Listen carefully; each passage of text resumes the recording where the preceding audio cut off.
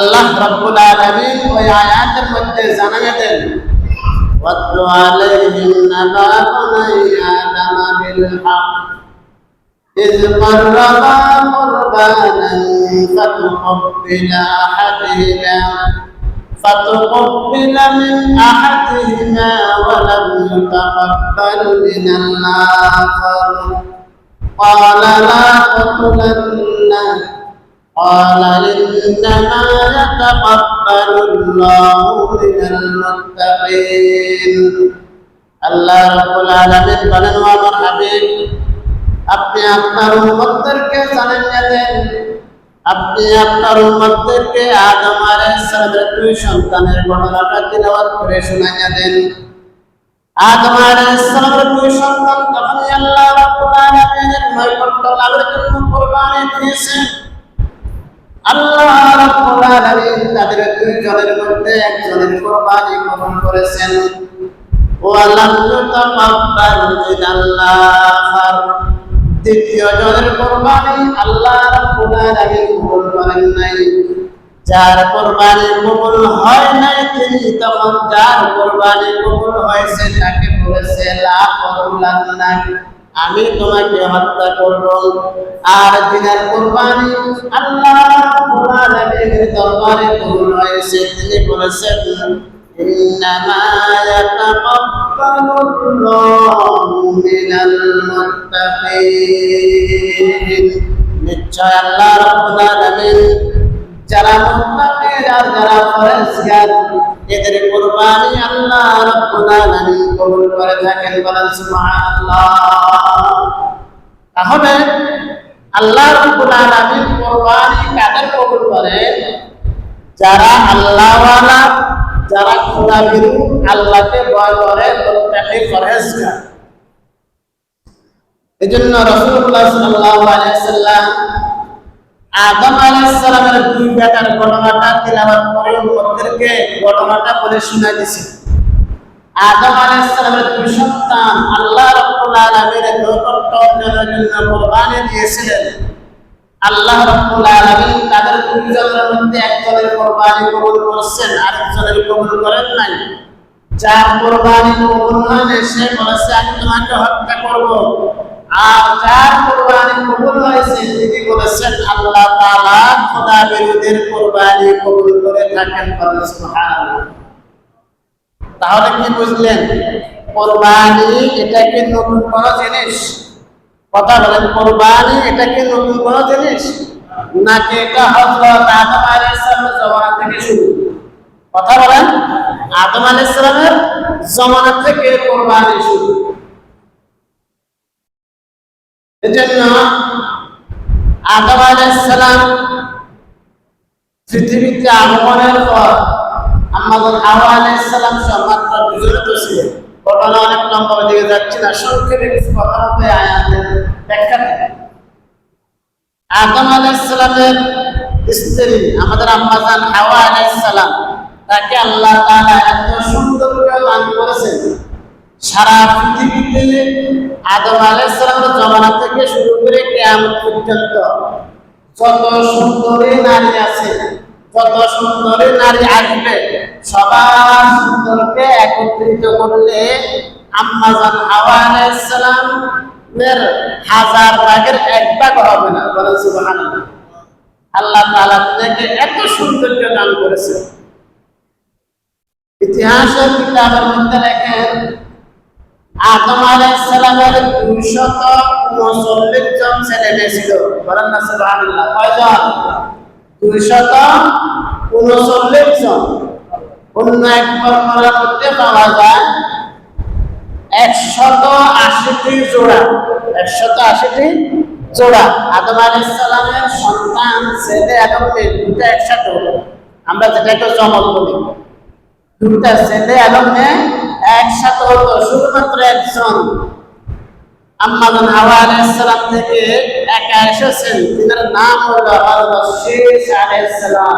হযরত শীস আলাইহিস সালাম যাকে আদম নবী পৃথিবী থেকে বিদায় নেওয়ার পর দায়িত্ব যাকে দেওয়া হয়েছে তিনি হলেন হযরত শীস আলাইহিস সালাম। হযরত শেষ আলাইহিস সালাম ইনশাআল্লাহ এক সময় আলোচনা করব। শেষ আলাইহিস সালাম শুধুমাত্র কি আসছেন?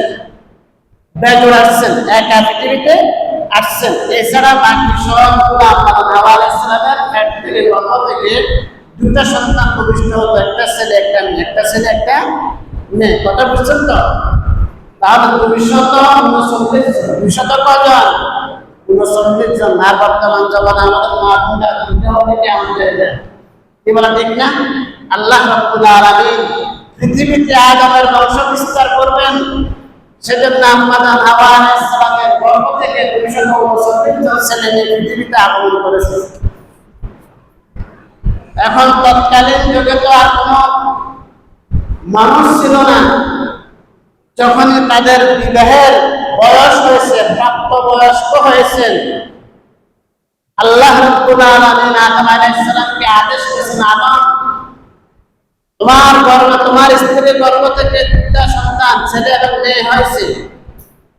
প্রথম জোড়ার মেয়ের সাথে দ্বিতীয় জোড়ার ছেলের সাথে, দ্বিতীয় জোড়ার ছেলের সাথে প্রথম জোড়ার মেয়ের সাথে কি হবে? বিবাহ হবে। এটা মানে প্রথমে দুটা হয়েছে ছেলে মেয়ে, পরে দুটা হয়েছে ছেলে মেয়ে। তাহলে আল্লাহর আইন অনুযায়ী প্রথম যে মেয়েটা হয়েছে এই মেয়েটা হবে, দ্বিতীয় যে ছেলেটা হয়েছে তার সাথে, আর দ্বিতীয় যে মেয়েটা হয়েছে এই মেয়েটা হবে প্রথম যে ছেলে হয়েছে তার সাথে বিবাহ। আদম আলাইহিস সালামের প্রথম যে সন্তান হয়েছে তার নাম রাখা হয়েছে কাবিল। তার সাথে একটা বোন হয়েছে, তার নাম রাখা হয়েছে আকলিমা। তার নাম রাখা হয়েছে কি? আকলিমা। দ্বিতীয়বার যে দুটো ছেলে মেয়ে হয়েছে ছেলেটার নাম রাখা হয়েছে হাবিল, আর মেয়েটার নাম রাখা হয়েছে বসা। মেয়েটার নাম রাখা কি হয়েছে?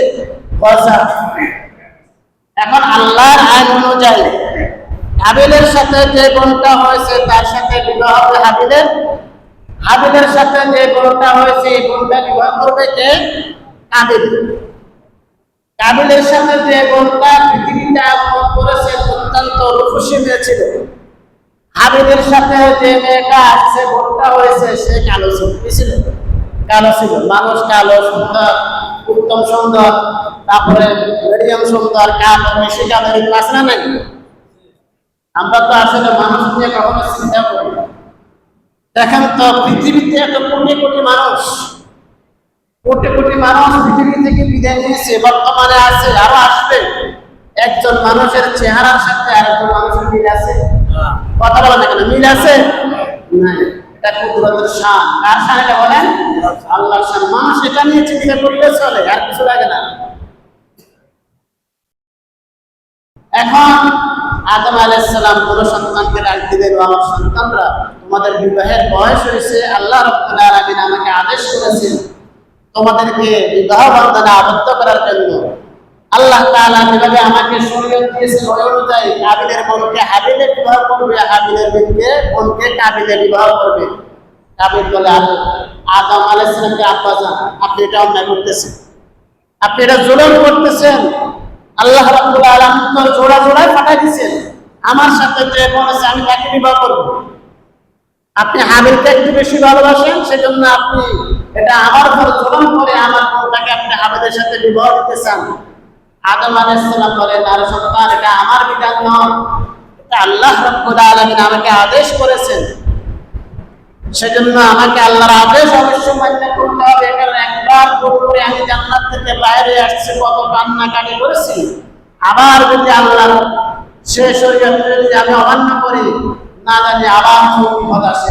সুতরাং আদম আলাইহিস সালাম হাবিলের বোনকে কাবিলের সাথে, কাবিলের বোনকে হাবিলের সাথে বিবাহ করে দিয়েছেন। সুবহানাল্লাহ। এটা কাবিল কোনো অবস্থা মানে নিতে রাজি না। মানে নিতে কিনা রাজি না। সে বারবার হাবিলকে ধমক দেয়, বারবার তাকে নির্যাতন করে, একা পাইলে তার উপর আক্রমণ করে।